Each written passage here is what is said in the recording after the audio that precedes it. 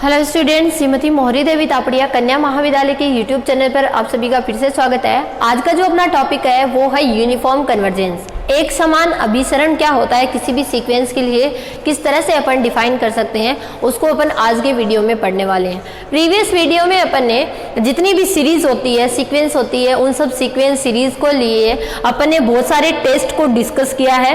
जो previous videos थे उनमें अपन ने ऑल्टरनेटिंग सीरीज के लिए भी कुछ कोशिश कंडेंसेशन टेस्ट है, बहुत सारे टेस्ट कोशिश अनंत रूट टेस्ट है, उन सबको अपन ने डिस्कस किया है। और सीरीज के जितने तरीके से अपन ने कंडीशनली कन्वर्जेंट है, एब्सोल्यूट कन्वर्जेंट है, उन सब सीरीज को अपन ने प्रीवियस वीडियो के अंदर डिस्कस कर चुके हैं। आई होप आपको समझ आया होगा। अब जो है वो अपन पढ़ने वाले हैं वो यूनिफॉर्म कन्वर्जेंस। आपके लिए एक नया टॉपिक आया है, यूनिफॉर्म कन्वर्जेंस को पढ़ने वाले हैं। तो यूनिफॉर्म कन्वर्जेंस के अंदर भी कुछ अपन बहुत सारे इंपॉर्टेंट टेस्ट को डिस्कस करेंगे। यहाँ भी कुछ एबल टेस्ट है, तो यहाँ पे भी अपन ड्रिचलेट टेस्ट है, 3-4 टेस्ट है यहाँ पर, उनको अपन डिस्कस करेंगे। तो सबसे पहले अपन यूनिफॉर्म कन्वर्जेंस को समझेंगे कि यूनिफॉर्म कन्वर्जेंस होती क्या है।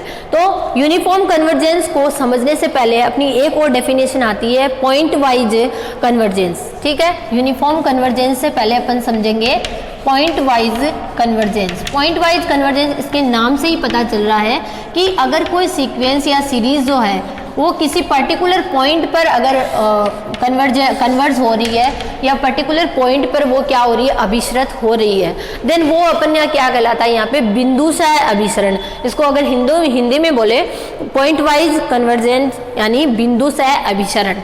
ठीक है, हिंदी में ये होता है बिंदुशः अभिसरण।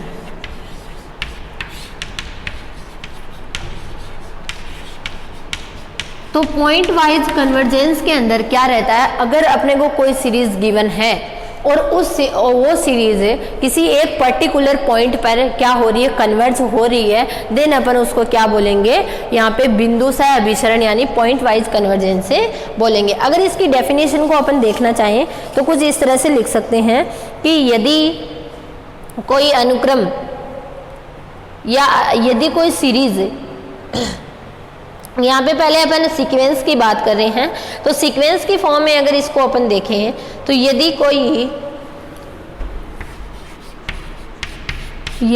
कोई बिंदु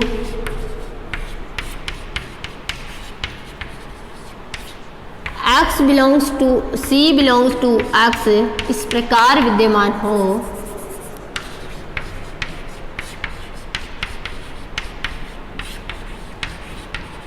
इस प्रकार विद्यमान हो कि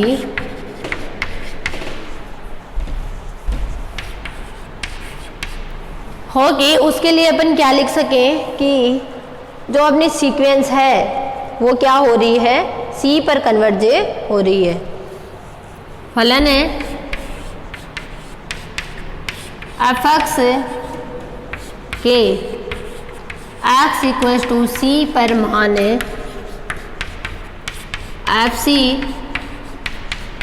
प्राप्त होता है तथा अभिसरित होता है।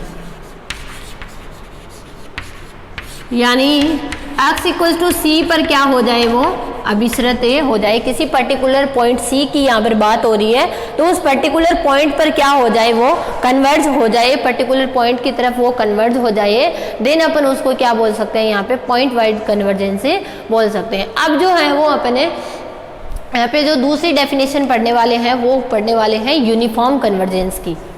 ठीक है, यूनिफॉर्म कन्वर्जेंस को पढ़ेंगे। तो यूनिफॉर्म कन्वर्जेंस क्या होती है, ये इम्पोर्टेंट अपनी डेफिनेशन रहती है। पहले अपन यूनिफॉर्म कन्वर्जेंस की डेफिनेशन को समझेंगे और फिर अपन उसकी कुछ और इम्पोर्टेंट प्रॉपर्टीज़ को भी समझेंगे। तो पहले अपन यूनिफॉर्म कन्वर्जेंस यानी एक समान अभिसरण को देखते हैं। एक समान अभिसरण, एक समान अभिसरण से क्या सेंस है, अगर कोई सीरीज अपने को गिवन है fx और वो सीरीज किसी अन्य सीक्वेंस फाई एक्स पर क्या हो जाए, कन्वर्ज हो जाए, देन अपन उसको क्या बोलते हैं, यूनिफॉर्म कन्वर्जेंस यानी एक समान अभिसरण उसका बोल सकते हैं।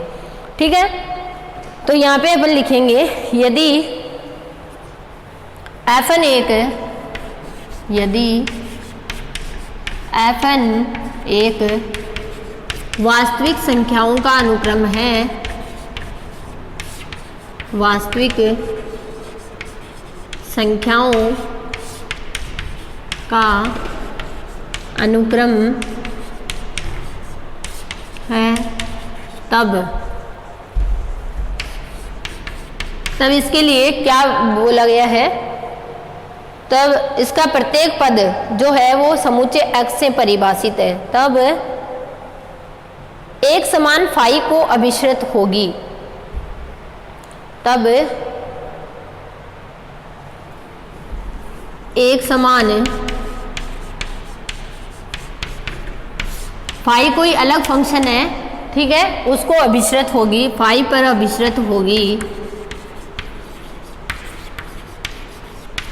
अभिश्रित होगी यदि एप्सिलॉन ग्रेटर देन 0 के लिए कोई धनात्मक पूर्णांक, कोई धनात्मक पूर्णांक n0 इस प्रकार हो कि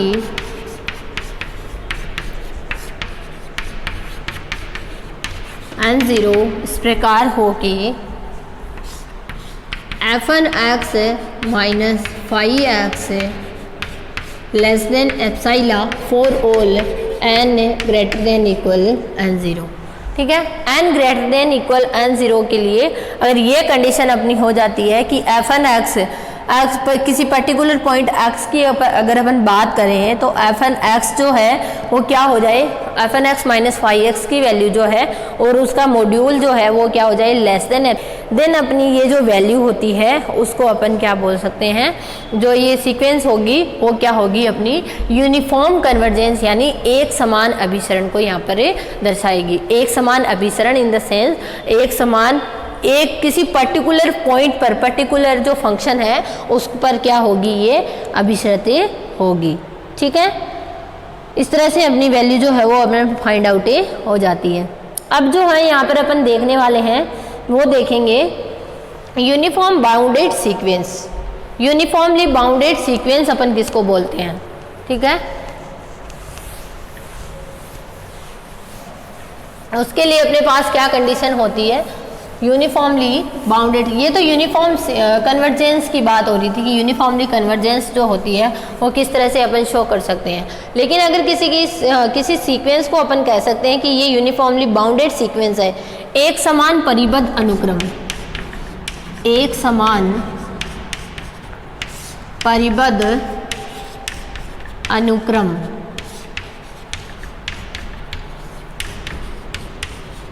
यूनिफॉर्मली बाउंडेड सीक्वेंस।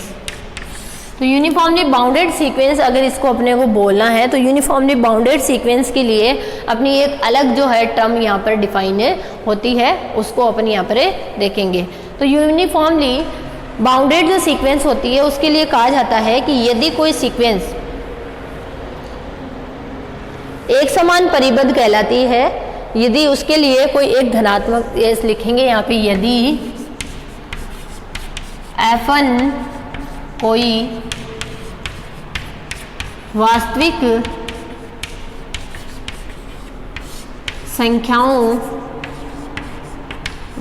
संख्याओं का अनुक्रम है, तब यह एक समान परिबद्ध अनुक्रम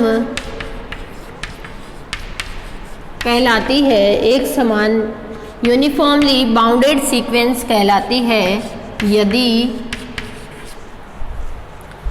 यदि कोई धनात्मक संख्या m इस प्रकार विद्यमान हो,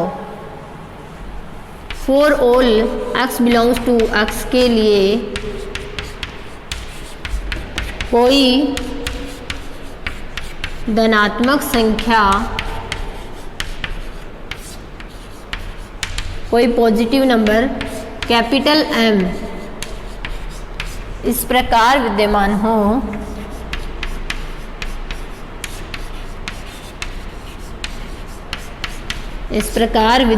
हो कि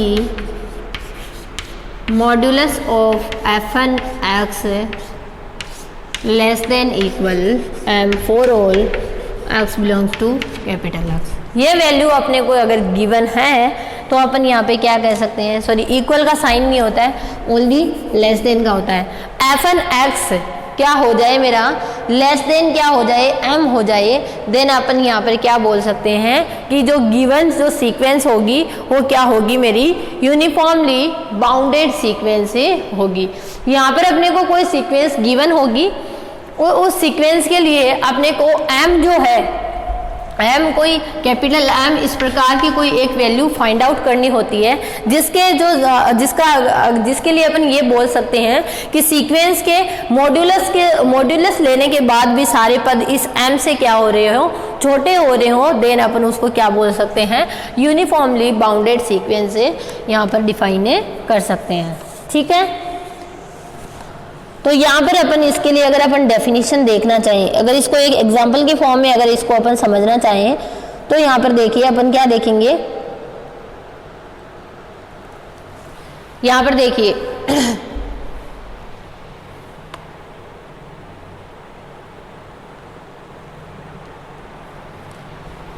एक एग्जांपल लेके समझते हैं इसको अपन।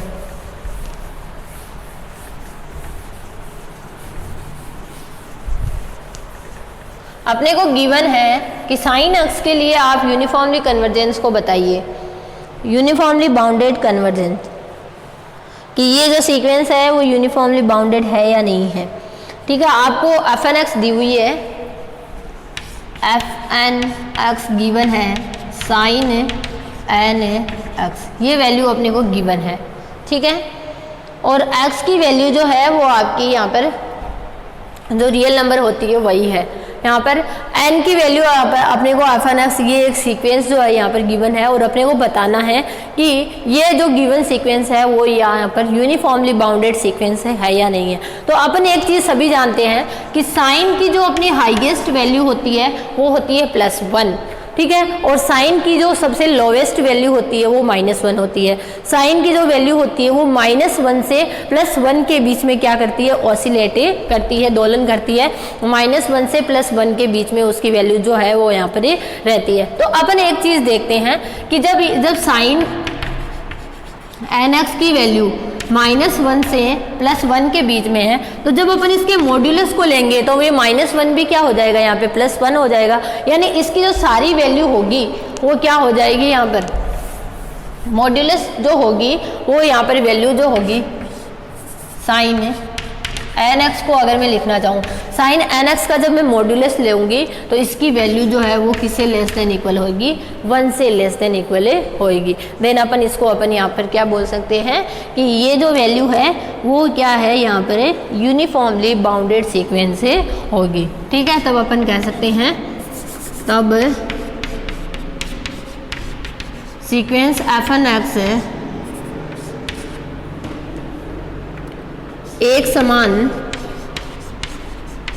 परिबद्ध अनुक्रम में होगी, यानी यूनिफॉर्म बाउंडेड अनुक्रम, बाउंडेड सीक्वेंस जो है वो होगी। ठीक है, इस तरह से अपन कोई भी एग्जाम्पल लेके यूनिफॉर्मली बाउंडेड सीक्वेंस को यहाँ पर अपने समझ सकते हैं। ठीक है, अगर इसकी जगह ही अपने को nx दिया हो जाए, 1/nx दे दे, तो 1/nx अपन सभी जानते हैं इसकी वैल्यू जो है वो यहाँ पर क्या होगी, अनुक्रम बाउंडेड तो होगी यहाँ पे, लेकिन बाउंडेड होनी, लेकिन यूनिफॉर्म बाउंडेड डिफाइन नहीं होगी, क्योंकि यूनिफॉर्मली बाउंडेड डिफाइन होने के लिए अपने को कोई ऐसी वैल्यू यहाँ पर डिफाइन होनी चाहिए जिससे इस वैल्यू को छोटा लिखा जाए, लेकिन ऐसी वैल्यू यहाँ पर कोई डिफाइन नहीं होती है, तो ये यूनिफॉर्मली डिफाइन नहीं होती है। तो इस तरीके से अपन यहाँ पे यूनिफॉर्म कन्वर्जेंस को अपन ने आज की वीडियो में पढ़ा है। आई होप आपको समझ आया होगा। आप वीडियो को ध्यान से देखिएगा और कुछ भी नहीं समझ में आता है तो शेयर कीजिएगा। Thank you so much.